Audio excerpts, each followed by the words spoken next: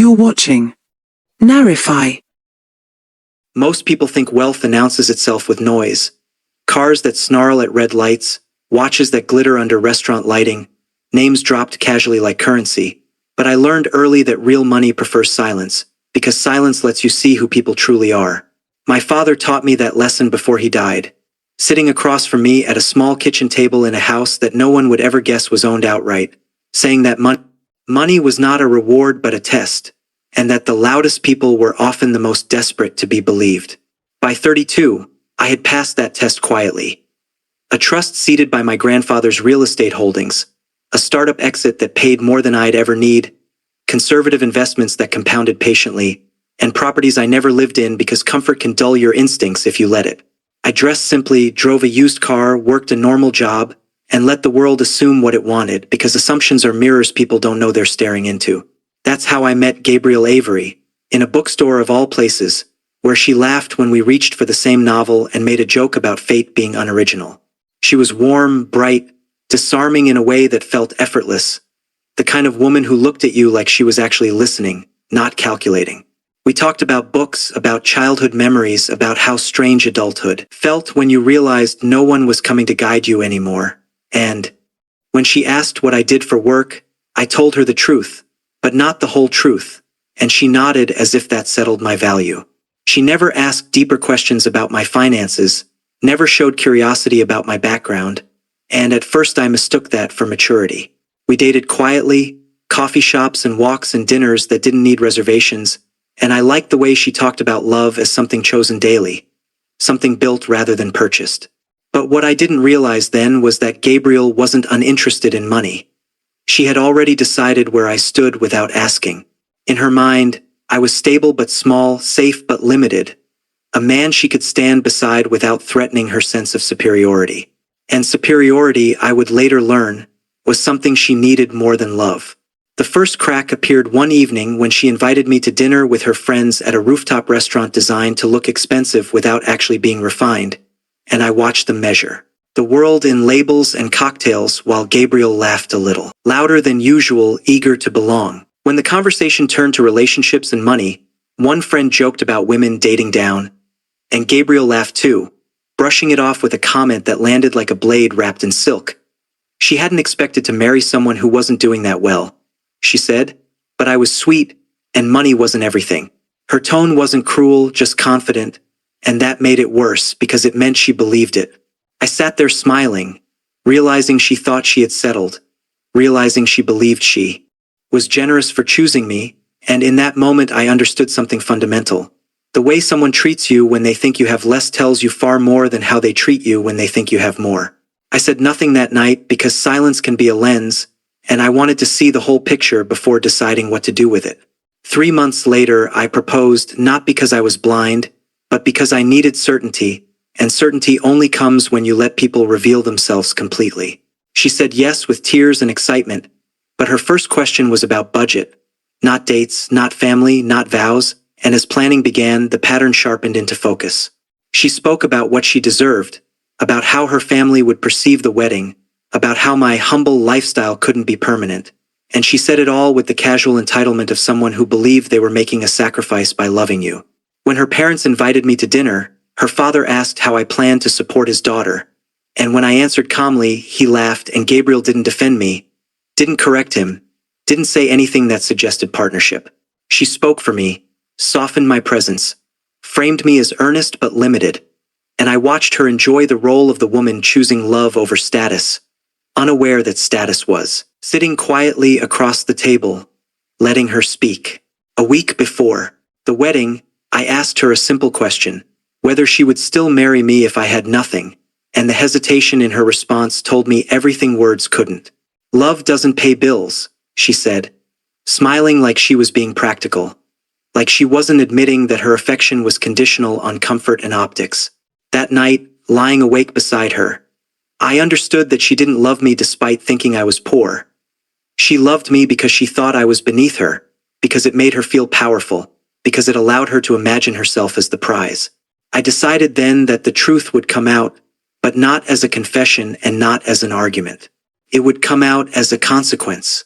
Weddings, I had learned, strip people bare under pressure, and if Myra's love was real, it would survive exposure. If it wasn't, exposure would destroy it.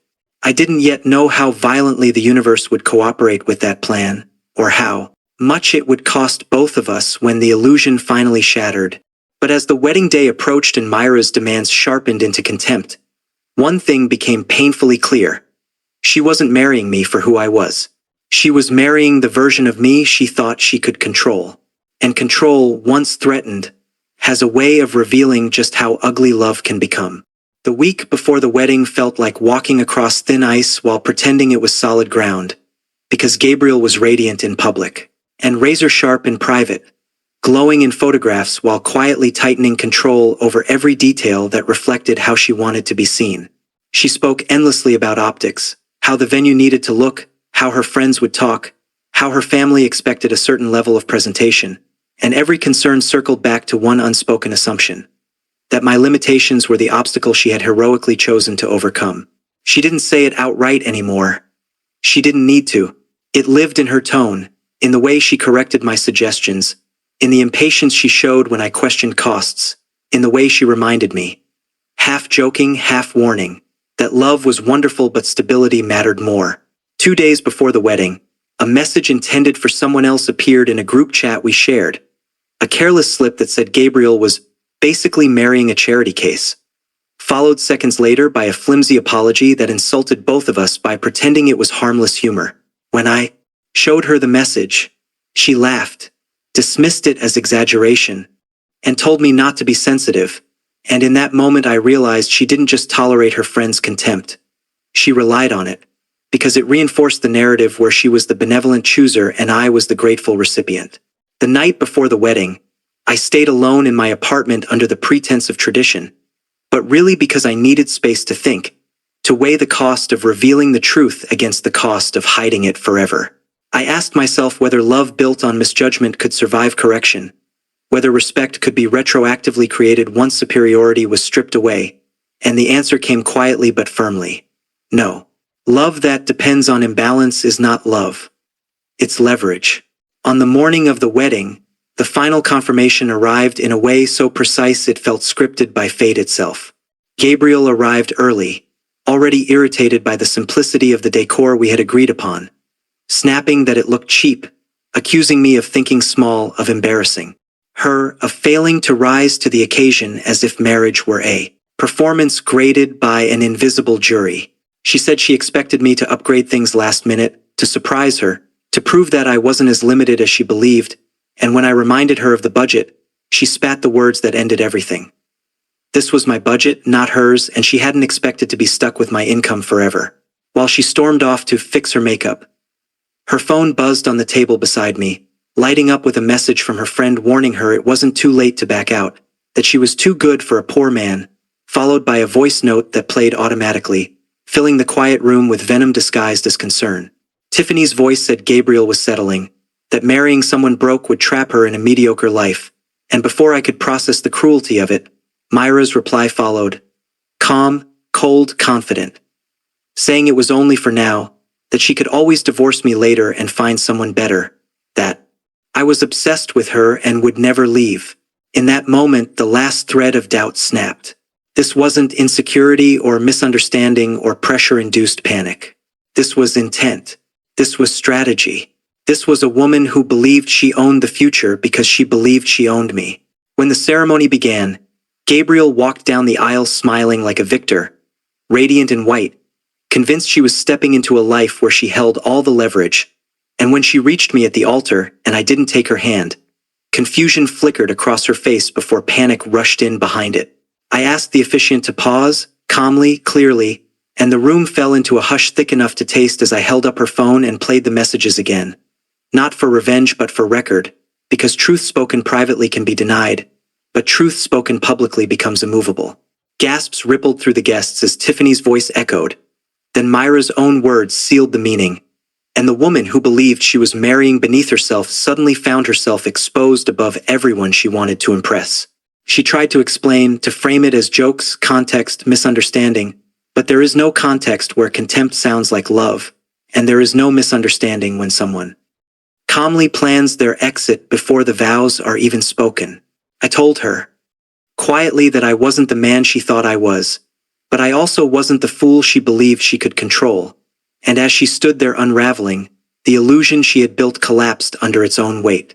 The ceremony ended not with vows but with witnesses dispersing in shock, and while some people avoided my eyes and others whispered sympathy, Gabriel left in fury and humiliation, dragging her shattered narrative behind her like broken glass. In the days that followed, she tried to regain control the only way she knew how, through lawyers, accusations, and public storytelling, claiming deception, emotional damage, financial betrayal, anything that could reframe her exposure as my wrongdoing. But truth, once documented, does not bend easily. My attorney moved with surgical precision, filing motions that dismantled her claims piece by piece, presenting evidence of intent, recordings, messages, timelines that showed she wasn't misled but simply wrong, and the court agreed, denying her financial demands and sanctioning frivolous filings. Her attempt to weaponize gossip through interviews backfired when the recordings surfaced in full, and public sympathy evaporated as quickly as it had formed. Even her father, who had once laughed at my supposed limitations, met me privately and admitted that he had taught his daughter to measure worth by status, a confession that changed nothing legally but explained everything emotionally. Gabriel attempted to contact me once, months later, stripped of bravado, asking to talk, to apologize properly, and while I listened, I did not return to her life, because forgiveness does not require reopening doors that lead nowhere. I walked forward instead, setting my wealth to work quietly the way it always had, funding scholarships, supporting programs that protected people from financial exploitation, investing in businesses built on substance rather than image, and in doing so, I learned that the greatest power money gives you is not the ability to impress others, but the ability to walk away from those who mistake love for leverage.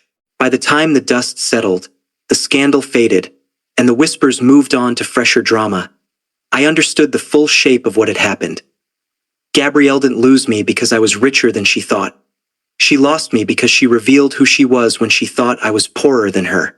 And that revelation, once made, could never be undone. Time did what exposure always does. It cooled the noise and sharpened the meaning. After the court dismissed Myra's claims and the last headline lost interest, the quiet that followed felt heavier than the chaos had ever been, because silence leaves you alone with what remains. I returned to routines that had nothing to do with proving anything to anyone.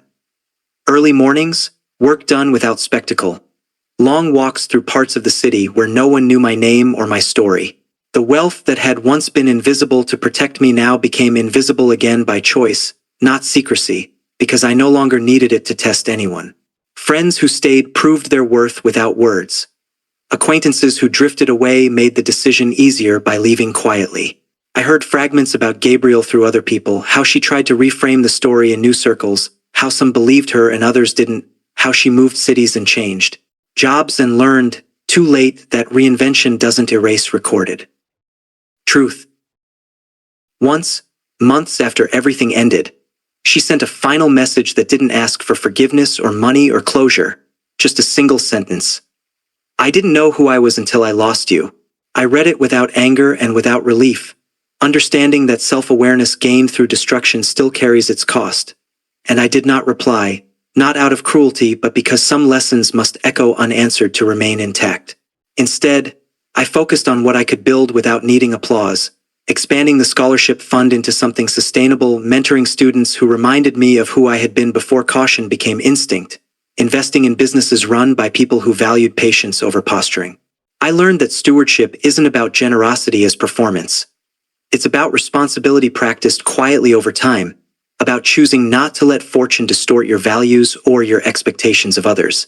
I dated again, slowly, honestly, without disguises or tests, and found that real connection feels radically different when it isn't weighed down by power imbalance or assumption. It is lighter, clearer, and strangely unremarkable in the best way. There were moments when the memory of the wedding surfaced uninvited, flashes of white fabric and stunned faces, but they no longer carried pain, only perspective, reminders of a path I didn't take and a life that never formed because it was never meant to. Years later, standing in the back of a small auditorium watching a first-generation college student accept a scholarship that carried my grandfather's name, I finally understood the full arc of what had happened, not as betrayal narrowly avoided, but as alignment painfully earned. Wealth hadn't been the problem. Misunderstanding had. Not hers alone, but mine too, for believing that silence was neutral and that hiding truth was the same as protecting it. I learned that concealment invites projection, and projection invites entitlement, and entitlement erodes respect faster than greed ever could. The ending I received wasn't dramatic or poetic. It was practical, steady, and deeply human. I did not win because I was richer than Gabriel thought. I won because I refused to be loved conditionally. I refused to shrink so someone else could feel taller. I refused to confuse patience with permission. When I look back now, I don't see a man who tested a woman with money. I see a man who discovered that character reveals itself most clearly not when people know what you have, but when they think you don't. The story doesn't end with revenge or regret or reconciliation. It ends with clarity, with a life rebuilt on values that don't fluctuate with circumstance, with the quiet confidence that comes from knowing exactly who you are and what you will never accept again. And if there is one truth that lingers beyond the noise, beyond the courtrooms and ceremonies and whispered judgments, it's this: real wealth isn't what you hide or reveal to others. It's the freedom to walk away the moment respect disappears, and the wisdom to never confuse attention with love again.